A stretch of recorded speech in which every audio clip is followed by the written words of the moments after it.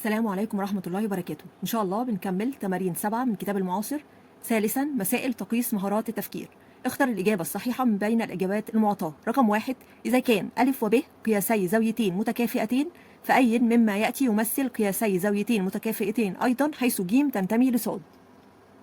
طيب هنا دلوقتي هو بيقول إن أ وب دول عبارة عن زوايا قياساتهم قياسات متكافئة وج تنتمي لص. طيب احنا عارفين قانون الزوايا المتكافئه بيساوي سيتا موجب او سالب ن في 360 درجه. طب هو قال ا وب دول زاويتين متكافئتين، يبقى هاخد ا دي بتكافئ ب، يبقى ا هحطها تحت الزاويه المتكافئه بتساوي الزاويه الثانيه اللي هي ب دي كده موجب او سالب ن في 360 درجه. يبقى انا كده مجرد عوضت في القانون الزاويه المتكافئه بتساوي سيتا موجب او سالب ن في 360 درجه، يعني الزاويه المتكافئه ا دي بتكافئ الزاويه الثانيه اللي هي ب موجب او سالب ن في 360 درجه. طيب احنا مجرد عوضنا او ترجمنا المعطيات اللي هو عطاها لي. طب لو انا جيت ضفت ج للطرفين، يعني هنا هي كانت ا اصلا، فانا هقول زائد ج بتساوي ب، برضو هقول زائد ج واكمل بقيه القانون عادي ن 360 درجه. يبقى انا كده ضفت ج للطرفين، بقيت عندي ا زائد ج وب زائد ج، دي كده زوايا ايه متكافئه، فلقيت في الاختيار الاولاني ا زائد ج وب زائد ج. يبقى الاختيار الاولاني ا ده يعبر برضو عن قياسي زاويتين متكافئتين. طب لو جيت طرحت برضو ج من الطرفين، يعني هاخد ا زي ما هي بتساوي ب موجوده في مكانها زي ما هي موجب او سالب ن في 360 درجه. هاجي هطرح ج من الطرفين، يبقى ا ناقص ج وب ناقص ج، يبقى كده انا عندي ا ناقص ج وب ناقص ج برضو زاويتين متكافئتين. لقيت في الاختيار الثاني ا ناقص ج وب ناقص ج، دي برضو هاخدها معايا لان هم يمثلوا قياسي زاويتين متكافئتين. طب لو جيت ضربت ج للطرفين، يعني انا عندي ا زي ما هي دي بتساوي ب موجب او سالب ن في 360 درجه. هاجي هضرب ج للطرفين، يبقى ا في ج بتساوي ب في ج هتساوي ج في ن في 360 درجه. يعني عندي كده ا ج وب ج برضو زاويتين متكافئتين، هو عطاها لي هنا في الاختيار ج ا. طب ما هي ا ج هي لو قلت ج ا، لان احنا عارفين ان الضرب ابدالي. طب وب ج هي لو قلت ج ب، يبقى كده عندي ج ا وج ب برضو زوايا متكافئه. يبقى كده عندي الاختيار ا وب وج موجودين معايا، يبقى اختيار د كل ما سبق صحيح. السؤال الثاني، إذا كان أ وسالب أ قياسي زاويتين متكافئتين فإن إحدى قيم أ هي نقط. طب إيه هو قانون الزوايا المتكافئة؟ إن الزوايا المتكافئة بتساوي سيتا موجب أو سالب ن في 360 درجة، حيث ن عدد صحيح. طب الزوايا المتكافئة عندي أ وسالب أ، يبقى هكتب مرة أ هنا بتساوي سالب أ اللي هي الزاوية اللي تكافئها، وأكمل بقية القانون موجب أو سالب ن في 360 درجة. طيب يبقى انا عندي ا بتساوي سالب ا موجب او سالب ن في 360 درجه، احنا عارفين ان ن تنتمي لصاد للاعداد الصحيحه. هنفرض ان ن هنا بتساوي 1، يعني كده هنقول ا بتساوي سالب ا موجب او سالب ن بواحد، يبقى 1 في 360 درجه، يبقى هتساوي 360 درجه. طب اتحولت لمعادله عاديه خالص، هنعمل ايه؟ هنقول ا زي ما هي في مكانها، السالب ا هتعدي اللي يساوي، طالما هتعدي اللي يساوي لازم تدفع ضريبه وهي معديه. ايه هي الضريبه؟ تتغير اشارتها، كانت في مكانها بالسالب هتغير تعدي اللي يساوي يبقى تغير اشارتها، هتبقى موجب ا هتساوي موجب او سالب 360 درجه. دي معادله ا زائد ا بتساوي موجب او سالب 360 درجه. ا وأ دول كده حدود متشابهه، يعني هنا واحد وهنا واحد، واحد وواحد يبقى 2 ا، نجمع الحدود المتشابهه بتساوي موجب او سالب 360 درجه.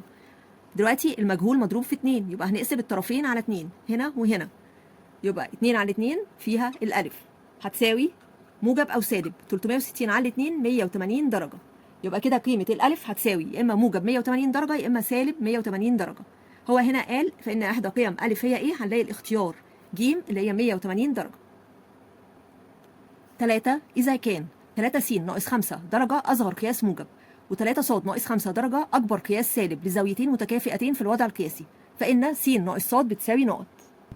احنا عارفين ان اصغر قياس موجب للزاويه بيساوي القياس السالب للزاويه زائد 360 درجه، دايما بنجيب اصغر قياس موجب بنجمع عليه 360 درجه للقياس السالب، يبقى اصغر قياس موجب بيساوي القياس السالب للزاويه زائد 360 درجه. طب هو عاطي اصغر قياس موجب هي الزاويه دي 3 س ناقص 5، يبقى هكتبها 3 س ناقص 5 دي اصغر قياس موجب بتساوي القياس السالب هو ايه؟ هي 3 ص ناقص 5، هو قايل كده 3 ص ناقص 5 دي اكبر قياس سالب للزاويه، يبقى هكتبها القياس السالب اللي هو 3 ص ناقص 5 تحت القياس السالب زائد 360 درجه. طب كده اتحولت لمعادله، هنعمل ايه؟ هننزل التلاتة س ناقص 5 زي ما هي في مكانها. التلاتة ص ناقص 5 هي اللي هتعدلها اللي يساوي، طالما هتعدي اللي يساوي مش هتعدي كده، لازم تدفع ضريبه وهي معديه. كانت في مكانها بالموجب يبقى هتدفع الضريبه، هتتغير اشارتها، هتتغير طالما هتعدي اللي يساوي بقت سالب. سالب وافتح قوس لازم على بعض، لان دلوقتي انا عندي مقدار مكون من حدين، يبقى 3 ص ناقص 5. يبقى بعد الناقص لازم اعمل قوس لان عباره عن 3 ص ناقص 5. دي بتساوي اللي في مكانها 360 درجه. طيب انا دلوقتي هفك القوس، هنزل دلوقتي 3 س ناقص 5، دي معادله عاديه. السالب بتدخل جوه القوس، هتغير اشاراته، هتتوزع جوه القوس. الموجب هيبقى سالب والسالب هيبقى موجب، لان انا عندي سالب في موجب هيبقى سالب 3 ص، وسالب في سالب هيبقى موجب 5، هتساوي ال 360. طيب كده هنجمع الحدود المتشابهه مع بعض. انا عندي 3 س هتنزل وسالب 3 ص، طبعا دي مش حدود متشابهه، دي في س ودي ص، يبقى 3 س ناقص 3 ص. عندي هنا سالب 5 وموجب 5، دول هيساوي صفر، عدد ومعكوسه الجمعي، موجب 5 مع سالب 5 هيساوي صفر، هيساوي 360 درجه. طب انا عندي 3 س هنا وسالب 3 ص هنا، هناخد الثلاثه عامل مشترك، هيبقى 3 وافتح قوس، هيفضل ايه؟ هيفضل س ناقص 3 على 3 فيها الواحد ص، يبقى س ناقص ص هتساوي 360 درجه. كده هنقسم الطرفين على 3 عشان نتخلص من الثلاثه اللي مضروبه في الس ناقص ص. قسمنا الطرفين على 3، هنا التلاتة هتروح مع 3، هيفضل هنا في الجزء اليمين س ناقص ص هتساوي 360 على 3، 3 على 3 فيها الواحد، 6 على 3 فيها الاتنين، 0 على 3 فيها الصفر، 120 درجة. يبقى س ناقص ص هتساوي 120 درجة، يبقى الاختيار ج. إذا كان س زائد 20 درجة و20 ناقص 8 س درجة هما القياسان الموجب والسالب لزاوية موجهة على الترتيب، فإن أقل قيمة موجبة لس تكون نقط. احنا عارفين دايما ان القياس الموجب للزاويه بيساوي القياس السالب للزاويه زائد 360 درجه. طب هو قال هنا اهوت ان س زائد 20 اللي هي جت في الاول هي القياس الموجب، لانك عاطي بالترتيب كده قياسين الموجب والسالب، الموجب الاولاني يبقى هنعوض القياس الموجب للزاويه بيساوي القياس السالب للزاويه زائد 360 درجه. القياس الموجب اللي هو ايه؟ هكتب قيمتها اللي هي س زائد 20 بتساوي القياس السالب اللي هو 20 ناقص 8 س زائد 360. بقت كده عندي معادله عاديه خالص. هعمل ايه؟ هخلي السيتا زائد 20 زي ما هي في مكانها، لكن 20 ناقص 8 سيتا هي اللي هتعدي اللي يساوي، هتروح لها. طالما هتعدي اللي يساوي حفظنا بقى بندفع ضريبه، كانت في مكانها بالموجب اللي هو بره قوس خالص موجب، هيتغير الاشاره هتبقى سالب، سالب بره قوس، وافتح القوس اكتب 20 ناقص 8 سيتا، طالما غيرت مكانها لازم تدفع الضريبه، هتساوي ال 360 زي ما هي في مكانها. طيب هنفك القوس، اول حاجه السيتا زائد 20 تنزل، وبعدين السالب هتتوزع جوه القوس، هتغير الاشارات، اللي كان موجب هيبقى سالب واللي كان سالب هيبقى موجب. ال 20 كانت موجب هتبقى سالب 20، السالب 8 سيتا كانت سالب هتبقى موجب 8 سيتا. ليه؟ علشان قبل القوس في علامه سالب. ده هيساوي 360 درجه. هنجمع الحدود المتشابهه مع بعض، في سيتا و8 سيتا، موجب مع موجب هتبقى نفس الاشاره اللي هي الموجب، واجمع 1 و8 9. طبعا قدام السيتا قدام المتغير مفيش حاجه، يعني في 1، يبقى 1 زائد 8 9 سيتا. وبعدين عندي موجب 20 وسالب 20 عدد ومع قوسه الجمعي هيساوي صفر، يبقى 9 سيتا هتساوي ال 360 درجه. طب احنا عايزين السيتا لوحدها، السيتا مضروب فيها 9، يبقى هنقسم الطرفين على 9 هنا وهنا، يبقى ال 9 هتروح مع ال 9 هيفضل سيتا، سيتا هتساوي 360 على 9 يعني هتساوي 40 درجه. يبقى كده الاختيار د 40 درجه. 5. إذا كان الضلع النهائي للزاوية في الوضع القياسي يمر بالنقطة سالب الزوج المرتب سالب 1 وصفر، فإن الضلع النهائي يقع في الربع نقط. طيب احنا عارفين أي زاوية موجهة في الوضع القياسي لازم تكون رأسها هي نقطة الأصل اللي هي واو، وكمان الضلع الابتدائي ليها هو الجزء الموجب لمحور السينات اللي هو الشعاع واو س، يعني ده الضلع الابتدائي.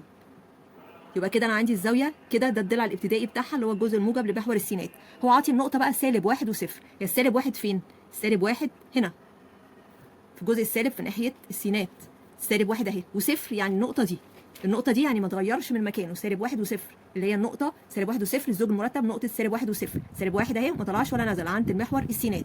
طيب يبقى كده الضلع النهائي فين؟ الضلع النهائي ماشي كده، يعني كده الضلع الابتدائي ماشي وراح للضلع النهائي اللي هو هنا، يعني الضلع النهائي عند النقطه دي من يعني واو والزوج المرتب اللي هو سالب 1 وصفر. طيب كده ده الضلع النهائي. طب هو وقع في انهي ربع؟ في هنا ولا هنا ولا هنا ولا هنا؟ لا ده وقع هنا على محور السينات نفسه، على محور السينات نفسه، يعني كده عند 180 درجه. يبقى كده ده على طول ايه؟ على المحور الرئيسي، على المحور الرئيسي، يبقى دي زاويه رباعيه، يبقى الاختيار هنا مش في ربع اول ولا تاني ولا تالت، هو في زاويه محوريه، زاويه محوريه يعني على محور هنا السينات، يعني زاويه رباعيه، يبقى الاختيار د غير ذلك. وبكده بتكون انتهت تمارين 7 من الكتاب المعاصر عن الدرس الأول الزاوية الموجهة. أتمنى تكونوا استفدتم، والسلام عليكم ورحمة الله وبركاته.